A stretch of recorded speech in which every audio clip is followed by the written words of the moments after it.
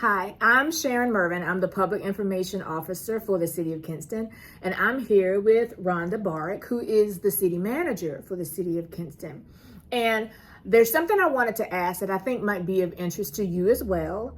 On June 3rd, here at City Hall, during the City Council meeting, there will be a public hearing in regards to the manager's recommended budget before the City Council approves the budget. So one of the questions that is an important question, and I think you might be interested in the answer, I felt like the best person to be able to answer that would be Ms. Barwick here on our very first podcast. So the question is, Rhonda, although you are proposing a rate reduction of 4%, 4 cent.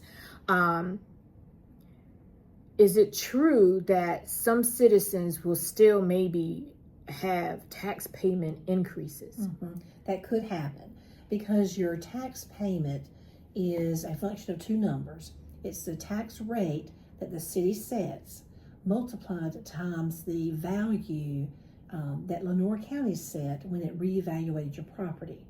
So currently it's 77 cents per $100 of value, but we are proposing that go down to 73 cents per $100.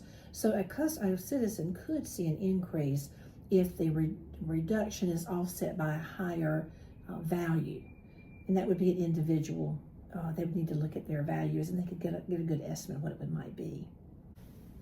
Okay, so if some citizens' payments may go up, what does that mean for the city as a whole? Overall, the city saw a 34% increase in the overall tax base for the city. So all those valuations times the tax rate, $3.4 million increase. $3.4 million. I'm taking my notes. $3.4 million. And additional revenue if the council should adopt this 4-cent tax reduction. Okay. And what kind of benefits could citizens see from this increase in revenue? Absolutely. Well, the city for years we have to provide a balanced budget. So in years past, we may have to cut certain things out of the budget that we really needed, but did not have the funds to do that, such as resurfacing. We have done resurfacing, but even this year we're doing $660,000 this current year towards resurfacing. $660,000 for resurfacing. Right. And, okay. But that only resurfaces one road in a 25-year cycle. And there have been years in the past, not the recent past, previously that we were only able to fund $200,000 towards resurfaces. You can imagine how far behind you can get if you're not able to just stick with a $660,000 each year. So in addition... Okay, I'm sorry. So you're saying it costs $660,000 just to resurface a city road, which is going to be a 2-lane road, or... That is 25 years. If you've invested $660,000 every year on a cycle to circle to all your roads, but you have to do that every year. Okay. And we've not been able to do that every year. So there have been years we had less. We had $200,000 some years in the past, $150,000. This council has put $660,000 this year and about that much prior year. But previous to that, we were not able to. So we have a lot of catch up to do on our resurfacing. In addition, we have some roads that need more than just a resurface layer on them. They need reconstruction, really. We saw that with Hardy Road. Right. The council set aside funds to try and get that one. It really had to be rehabilitated. So this $3.4 million that you asked for, that will be created by just dropping the rate to 73 cents. We'll create some funds that we can get a lot done that we've had to put off. The resurfacing issue that I talked about. Okay.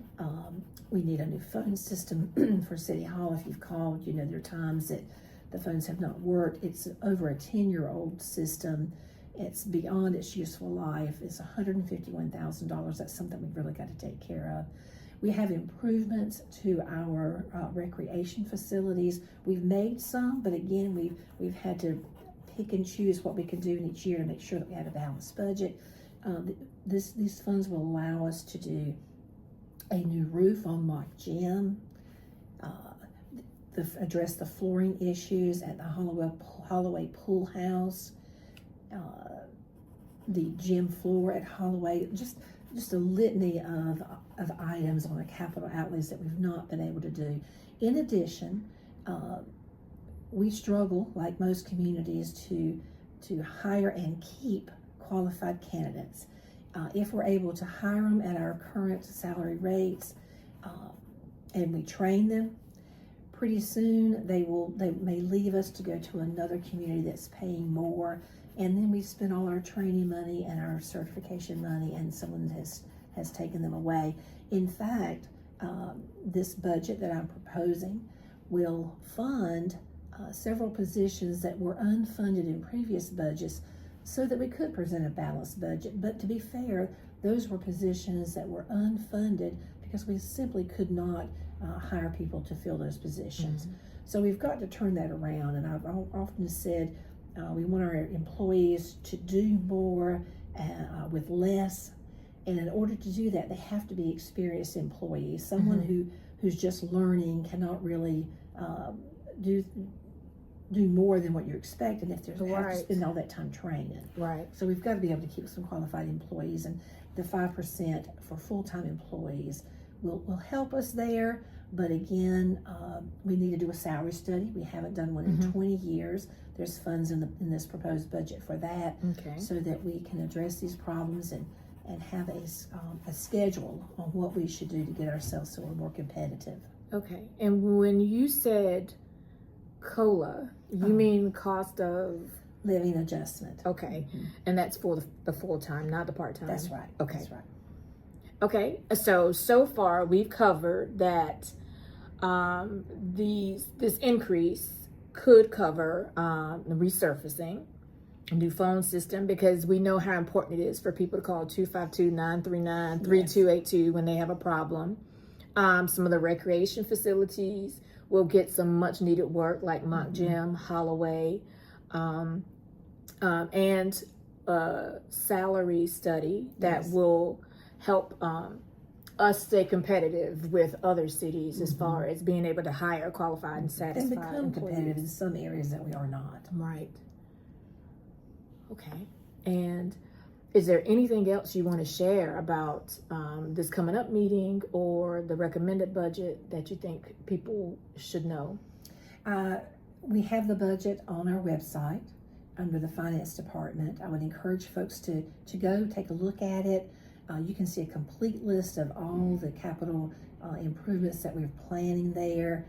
Now, the ones that have to do with the tax fund would be under the general fund, but they're all there. And I would encourage folks to take a look at it. There's a lot more to it than we can probably discuss in a podcast.